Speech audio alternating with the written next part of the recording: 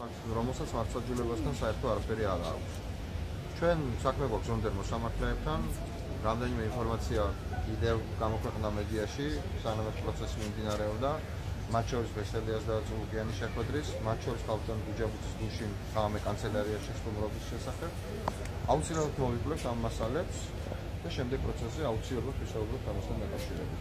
ეს არ არის სასამართლო შემადგენლობა, ეს არის ზონდერ ბრიგადა, რომელიც ანგარიშს ასწავლებს უსწავლელს.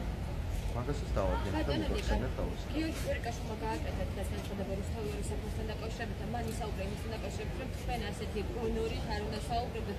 ზოგადად როგორ შეაფასებთ? გიორგი კვირიკაშვილმა თავის გონორს მიხედოს ფულით ნაყიდი რო იყო და იჯდა ფრაქციაში ახალი მემარჯვენეების. მას საერთოდ არაფერი არ აქვს ალაპარაკო სამარცხვინოა და სამარცხვინოა, როცა იუსტიციის მინისტრი, რომელიც ასეთ პროცესებს მართავს, იმასაც კი ვერ უწევს კონტროლს.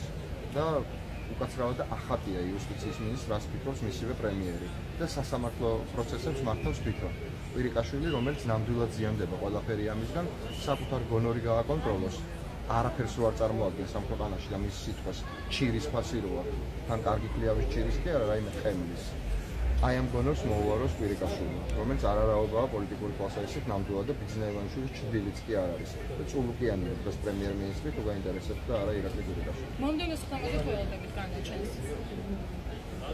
განაჩენი არ ქვია იმას, რაც სამოქალაქო პროცესზე დგება, ქვია გადაწყვეტილება, განაჩენს ველოდები იმ მოსამართლეებისთვის, რომლებიც ეხლა ცდილობენ რომ გაგვასამართლონ. ველოდები არა მომდევნო სხდომაზე, არამედ ოქტომბრის მერე, როცა ეს რეჟიმი შეიცვლება.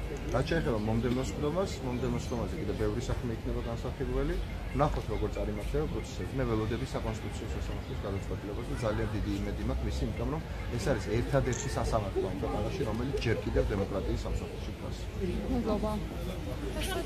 ჩავწეროთ რა